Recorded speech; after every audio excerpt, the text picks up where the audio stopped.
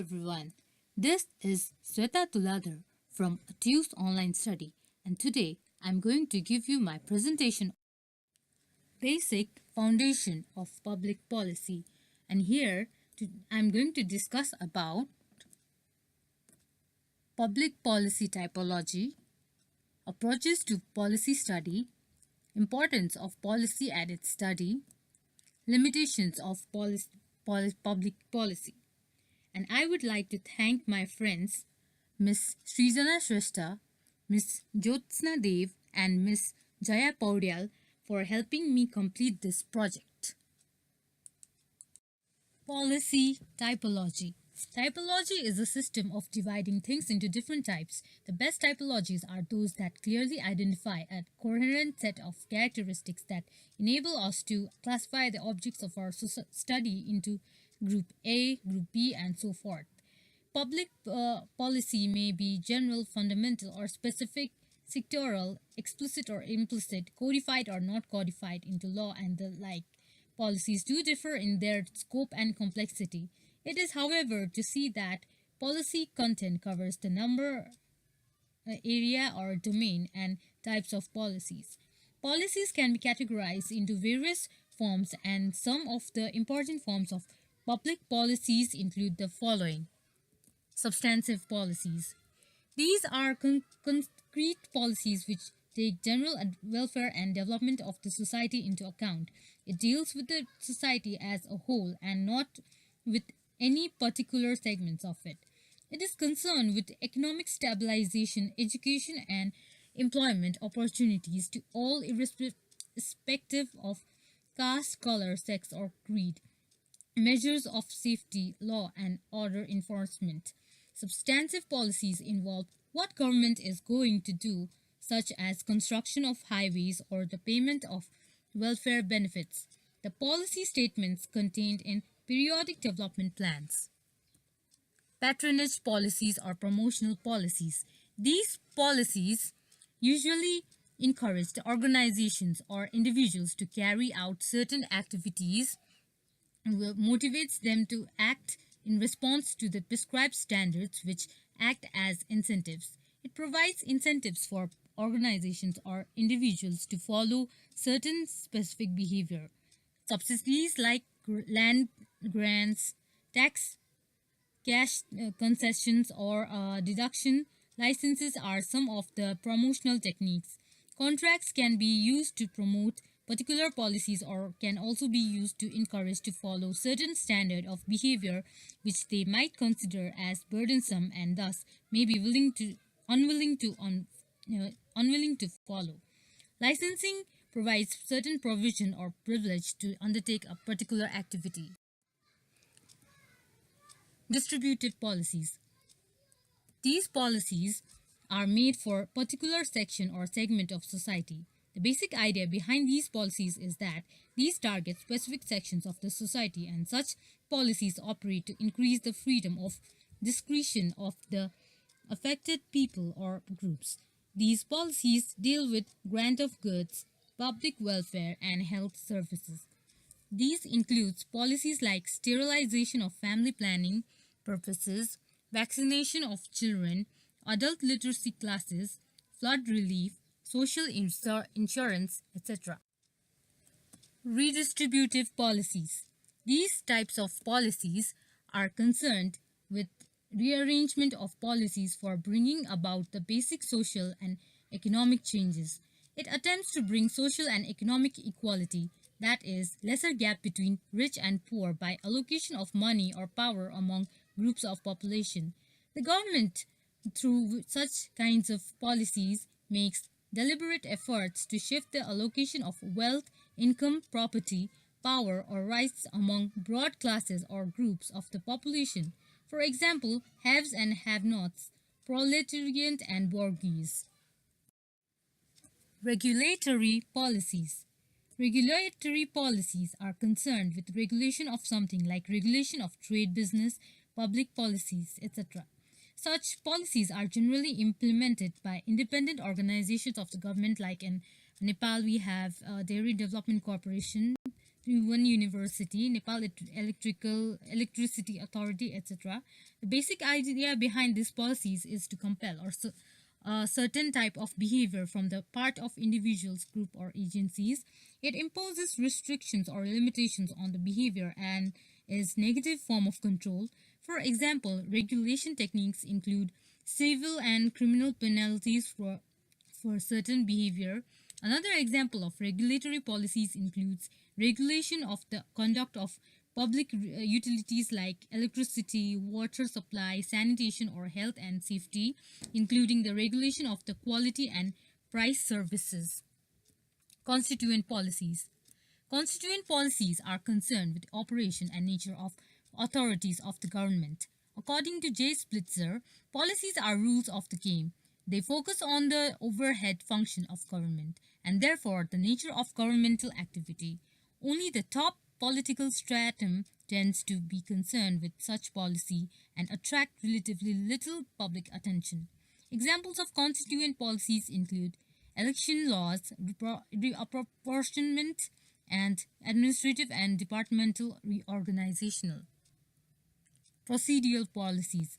Policies which focus on how and who of action, who is going to take action, and how it is going to be carried out is called procedural policies. Capitalization policies.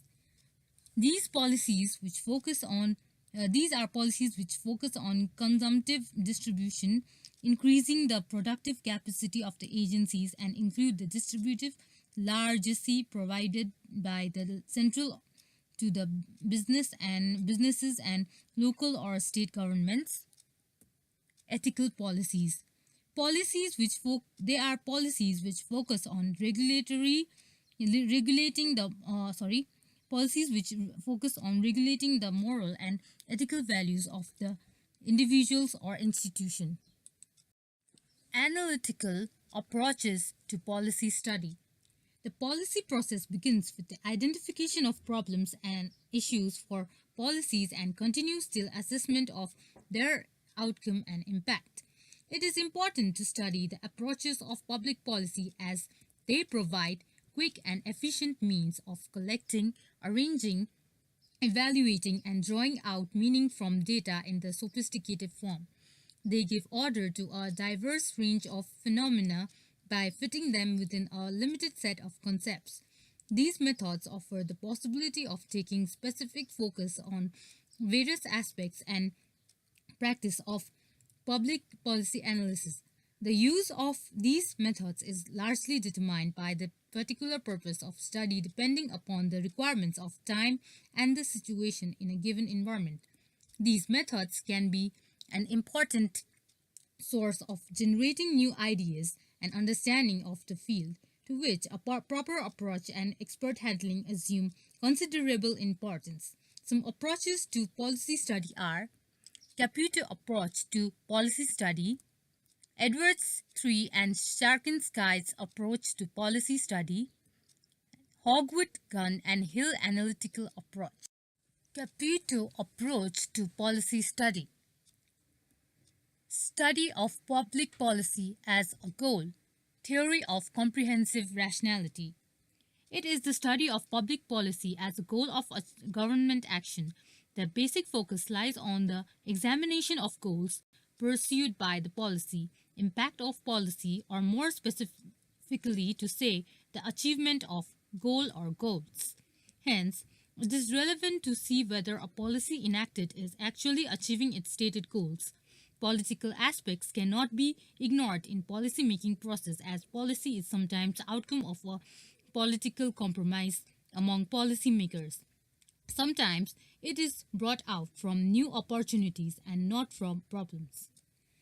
Impact analysis. Measurable impact. It is the study of policy by evaluating the impact of specific governmental policies. Policy results are studied by a method called policy analysis.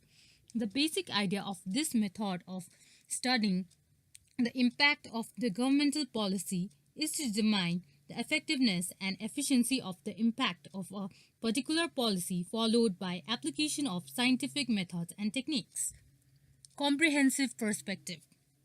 The method of study is comprehensive as compared to above-mentioned methods, particularly in the sense that it incorporates at least three dimensions: an analysis of policy making, how policies are formulated, an evaluation of the impact of the policy, what are the consequences of policy, an examination of factors or network of factors that shape policy, what governmental and non-governmental factors influence the policy. Edwards III and Sharkansky's approach to policy study. The authors present 6 analytical approaches to policy study as follows. Examination of details of public policy. This method of policy study involves analyzing what officials or actors of policy making intend to achieve and what actually is achieved. The study involves the comparison of goals with results, and this thus can be termed before and after studies. Extrapolative study. This method of policy study focuses on estimating or extrapolating societal needs into future.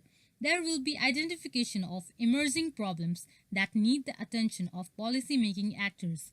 Policy is conditioned by past and made by the present for future.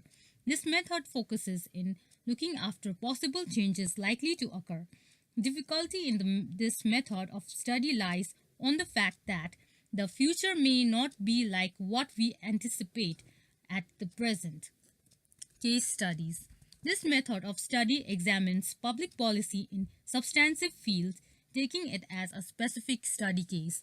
It includes the origin and development of that policy, the entire processes of its formulation and implementation, together with the evaluation of its impact.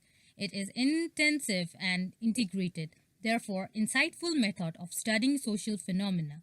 Such studies identifies the key people responsible for formulating and implementing policies in substantive fields like education, labor, trade, and the like, and shows how officials receive demands and make their choices amidst political conflict. Comparative studies. The basic essence of this method of study is to assess the relative importance of various factors in the formulation of public policy. Feldman considers comparative study as method of studying public policy by following a comparative approach to policy processes, policy outputs, and policy outcomes. It is the study of how, why, and to what effect different governments pursue a particular course of action or inactions. Comparative approach tends to use three main methods, and they are single case studies of one area in one country, statistical analysis of several case studies and countries, more focused comparison of a policy area or sector between a selected number of comparable countries. Study of policy making from the perspective of models. It is to note that policy making models follow a framework or a set of norms which is basic to understand the factors that really count in the policy making. Hence, the studies focuses on the influence of factors associated with the policy making. The number of factors involved in policy making may be limitless, and most models either omit many of these factors or obscure the fact that those factors they do emphasize are more influential in some aspect of policy making than in others. Eclectic approach. Eclectic approach to policy study focuses on the actual making of policy rather than on the factors that influence it. There are two important considerations as basic to pursue the study: the examination of policy making from the perspective of the decision makers, and the examination of the intellectual tasks to be faced by those who first of all have to make policy decisions and also have to pay attention that they are executed. Hogwood, Gunn, and Hill analytical approach. According to Hogwood and Gunn and Hill, an important perspective to consider the analytical approaches to policy study can be in terms of various approaches to the analysis of public policy. There are 7 approaches to such analysis, which are studies of policy content. The focus of this type of study lies on to trace how policy emerged, how it was put into practice, and what were the consequences. Study of policy process. This study is concerned with the analysis of how policies were actually formulated, particularly in terms of the actions of various actors. It involves focus on the stages through which issues pass and also the examination of different factors on the development of the issue. Studies of policy outputs. These studies involve the analysis of policies in terms of social, political, economic, technological, or other factors, basically taking or considering policies as dependent variables. Evaluation studies. These studies are concerned with the analysis of the impact of policies on the public. It attempts to examine specific policies in terms of the extent to which the outcomes of such policies have been able to achieve the objectives of the policy. Information for policy making. This involves the collection and analysis of data with the purpose of supporting the actors of policy making to take policy decisions. The study may be considered with the aim of advising on the implications of alternative policies. This sort of study may take a part of a regular monitoring process within the government. Policy advocacy. This method of study is particularly concerned with the improvement of the policy making systems, that is, for making policy more rational. It attempts to improve the machinery of government through the reallocation of functions and tasks and in efforts to enhance the policy choice. Policy advocacy. This involves the use of analysis in making an argument for a particular policy. It is undertaken particularly with the objective of pressing specific options and ideas in the policy process. Importance of policy study. Why study public policy? Policy study is basic to understand the network of causes of policy, facilitate more informed and better decisions, and above all to understand and cope with the changes in policy environment abroad. There are 3 reasons which constitute an important dimension to consider the need behind pursuing the study of public policy, which are as follows: scientific reasons, professional reasons, and political reasons. Scientific reason. Scientific purposes of policy study focuses on collection and consolidation of the facts and information that help to gain in-depth knowledge about various aspects of public policy. Meeting this scientific purpose for the study of public policy can be achieved through taking policy as dependent as well as independent variable. If policy is viewed as dependent variable, the political and other environmental factors that help shape the content of policy receive priority for the analysis. If policy is viewed as independent variable, determination and evaluation of the impact of policy upon the polity and other environment is focused for the analysis. For instance, the qualitative and quantitative effects of policy on the social welfare. This sort of analysis improves our understanding of the linkages between environmental forces, political processes, and public policy, which contributes to the breadth, significance, reliability, and theoretical development of the social science. Professional reasons. Professional purpose is concerned with the application of scientific knowledge to the solution of the practical problems of society. For this, there must be an understanding of the cause and consequences of public policy. Factual knowledge supports to deal with the problems of the society. If certain end values or goals are desired, for example, checking inflation, checking monopoly, or increasing employment opportunities, then it is to see that what sorts of policies would really support or implement these goals. Similarly, if certain policies are desired, then it is to see that what sort of political and environmental factors provides a conducive environment to pursue these policies. Hence, knowledge about the causes and consequences of policies and the factors that shape public policy permits to examine how individuals, groups, or governments can act to achieve policy goals. Political reason. The basic principle of studying public policy for political reason is to ensure that the nation adopts the right policies to achieve the right goals. In other words, the government should adopt appropriate policies which addresses the right goals. Policy analysis checks if the nation has adopted appropriate policies to achieve various goals. It is frequently argued that political science should not be silent or impotent in the face of great social and political crisis, and that political scientists have a moral obligation to advance specific public policies. Policy studies can be undertaken to inform political discussion, advance the level of political awareness, and improve the quality of public policy. The quality of policy is always important, even though there exists a disagreement about the right policies or right goals. Importance of public policy. According to Cochrane and Malone, public policy is about people, their values and needs, their options and choices. Hence, they are formulated and implemented for the benefit of society. Public policies look at public problems and guide decisions to achieve rational outcomes.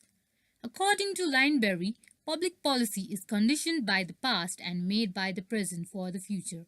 Hence, it's a principal vehicle for moving a social system from past to future. According to Edwards, Tree, and Sharkansky, none of us can claim to know much about political affairs or politics without an understanding of policy. Hence, public policy helps to bring political awareness.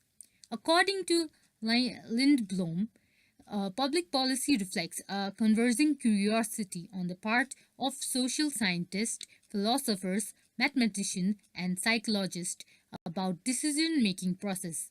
It is interdisciplinary in nature. Therefore, knowledge and expertise of other fields are basic to solve policy problems. Policy is not a discrete decision but action-oriented policy formulation and implementation comprise a well-planned pattern of activity. Policy without implementation is meaningless and policy without evaluation is shooting in darkness. Public policies reflect government's long-range plans and values. They serve as instruments of goal attainment and hence adopted with compulsion in various fields of national life. Policies also serve as a mechanism to regulate the activities of individuals and groups and society in the public interest. Policies affect people in their social, economic, and political spheres of life. It also affects general public, legislators, and other interest groups. Policy serves as a basic guide to action that is adopted and followed by an administrator. Thus, it helps them to act in line with legal requirements in realizing the desired objectives. Limitations of public policy. Public policies are action-oriented and thus are meant to induce better changes in society. But serious study of public policy must be recognized with the limitations of public policy in affecting societal conditions. These limitations are also basic to understand and improve the public policy practice and the role expectations of government and other policy-making actors. Here are some limitations, and they are: the possibility of the problem being solved remains weak if it is defined in relative rather than absolute terms. For instance, if the poverty line is defined as the line which places 1/5 of the population below it, then poverty will always be with us, regardless of how well off the poor may become. The expectations of the citizens exceed the capabilities of the government. There are limitations to government in terms of financing, funding scarcity for policy research, and limits to knowledge. It is also to be noted that progress in any policy area is likely to result in higher expectations of the citizens or society. The policies that are likely to address the problems of one group in the society may create problems for other group. Hence, one group may consider a policy as a solution while same policy may be viewed as a source of problem. For example, solving the problem of inequality in society may mean redistributive tax and spending policies. Such policy will help wealth distribution of nation to be more or less equal. This policy benefits those having wealth below average but is disadvantaged for those having wealth above average. Some societal influences and forces make difficult for some policies to achieve goals despite of the efforts from the part of government. For example, school dropouts, certain values of societies, superstition, many social evils are problems faced despite of educational policy implemented by government. People adapt themselves to public policies in such a manner that usually cause the policies useless or meaningless to goals. For example, alleviating poverty in India, government of India provided subsidy for increasing their income and motivating people to become fishermen.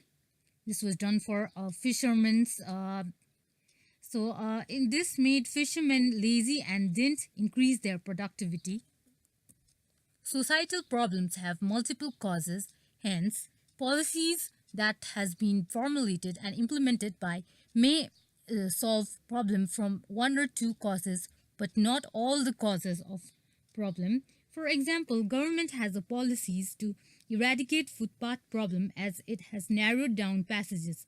Despite the policies, this problem is prevalent due to high rate of shop rent and product sales at cheaper rates.